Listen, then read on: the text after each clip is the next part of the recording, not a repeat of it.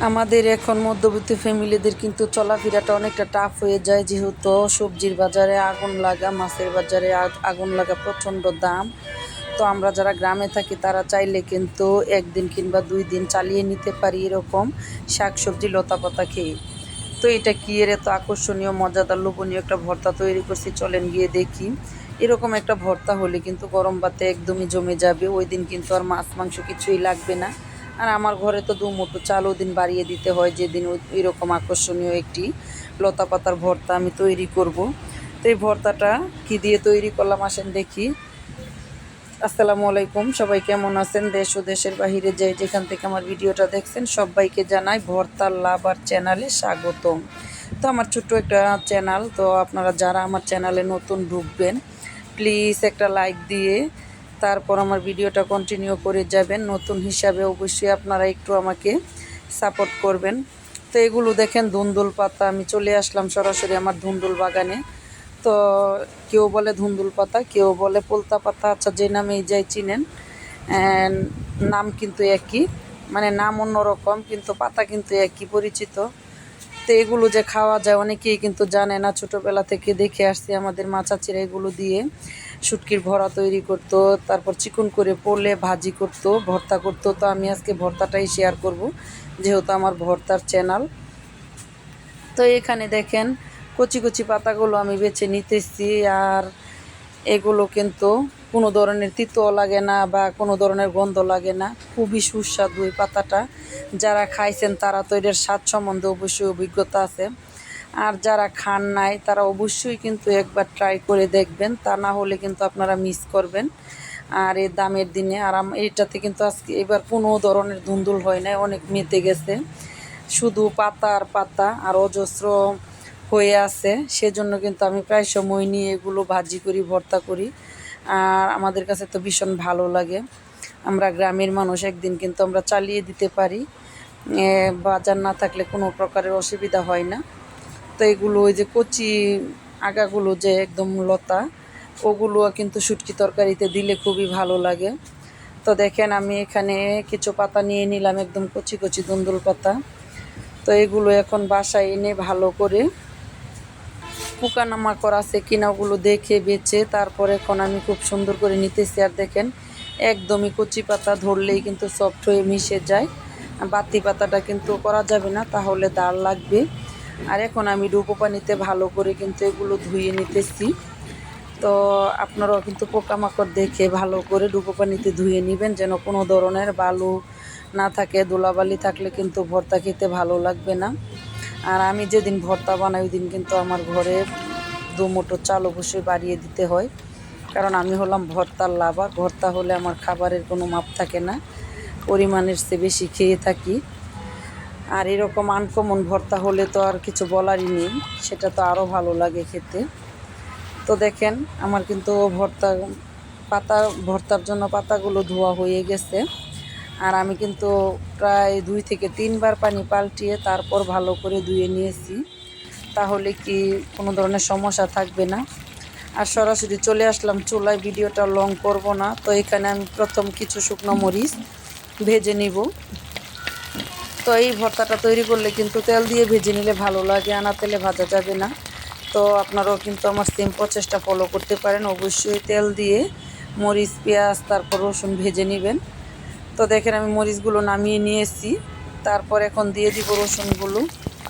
তো আমি কিন্তু তেলের মধ্যে রসুনগুলো দিয়ে দিতেছি, আর রসুনটা কিন্তু ব্রাউন কালার করে হালকা আঁচে ভেজে নেওয়া হবে, যেন ভিতর থেকে সিদ্ধ হয়, তাহলে কিন্তু ভর্তাটা খেতে ভালো লাগবে।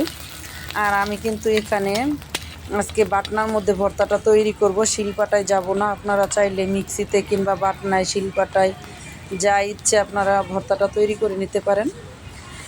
তো আমি কিন্তু রসুনগুলো ব্রাউন কালার করতে গেলে প্রায় 3 মিনিটের মতো ভেজে নিব।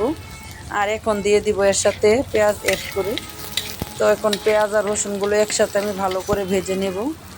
আর আপনারা চাইলে এটাতে আদা কুচি করে দিয়ে ভেজে নিতে পারেন, তাহলেও কিন্তু খেতে অনেক ভালো লাগে। তো আমার ঘরে আজকে আদা ছিল না, তাই আমি এটা স্কিপ করছি। এই ধুন্দুল পাতার ভর্তায় হালকা আদা যদি ছোটো ছোটো করে কুচি করে তেলে ভেজে তারপর ভর্তায় অ্যাড করেন, তাহলে ভীষণ টেস্টি হয়। তো আপনারা ঘরে থাকলে অবশ্যই দিবেন, আমার ঘরে আজকে ছিল না তাই আমি দেই নাই। আর দেখেন কথা বলতে বলতে কিন্তু আমার খুব সুন্দর করে ভাজা হয়ে গেল। তো আমি এটাকে বেশি কালার করতে যাব না, তাহলে কিন্তু আবার যেই সেন্ট আসবে সেন্টটা থাকবে না, তাই পেঁয়াজটা কচকচা রেখেই কিন্তু আমি নামিয়ে নিলাম। এই তেলের মধ্যে এখন পাতাটি দিয়ে উল্টে পাল্টে আমি নাড়াচাড়া করবো। আর চুলার আঁচ কিন্তু এই পর্যায়ে এসে বাড়িয়ে দিতে হবে, যেন এটা থেকে কোনো পানি না উঠে। পানি উঠলে কিন্তু ভর্তাটা খেতে ভালো লাগবে না, আর পাতার কালারটা নষ্ট হয়ে যাবে। তাই একটু কড়া জাল দিয়ে ভর্তাটা একদমই ভালো করে ভানিয়ে নিতে হবে, যেন কোনো প্রকারে না থাকে, পানি না উঠে। পানি উঠতে দেওয়াই যাবে না। তো এই পর্যায়ে এসে আমি উল্টে পাল্টে কিছুক্ষণ পর পর নামিয়ে দেব, নাড়াচাড়া করে দেব, আর একটু পর পর আমি এটা লক্ষ্য রাখবো। তো এখানে দেখেন উল্টে পাল্টে দিতেছি, কোনো প্রকারের পানি কিন্তু জমা নেই, আমি পানি জমতে সুযোগ দিতেছি না। জালটা কিন্তু করা আছে, আর হালকা 1 মিনিটের জন্য একটু ঢেকে দিলাম জাল করা রেখে। তো মাশাআল্লাহ আমি কিন্তু সব কিছু ভেজে নিয়েছি। দেখেন পাতাটা কিন্তু কোনো প্রকারের পানি নেই, আর কালারটাও ঠিক রাখছি। এখন আমি আজকে ভর্তাটা এই যে বললাম বাটনার মধ্যে বানাবো। দেখেন রসুনগুলো একদমই কিন্তু সিদ্ধ হয়ে গেছে, সেটাই আপনাদের মাঝে দেখালাম। আর মরিচটা একদম মুচমুচে আছে, দিলে ডলা দিলে ইনশাল্লাহ হয়ে যাবে।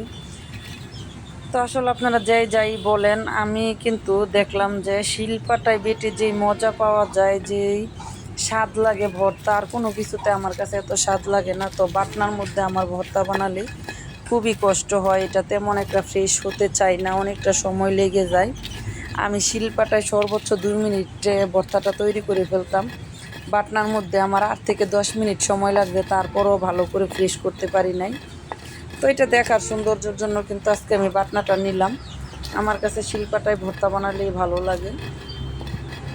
তো আপনাদেরও যেটা ভালো লাগে ওইটাই ব্যবহার করতে পারেন। তো দেখেন এই পর্যায়ে এসে আমি মরিচগুলো একদম ফ্রেশ তো করতে পারবো না, তো ভেঙে গুঁড়ো করে নিতেছি যতটুকু পারছি।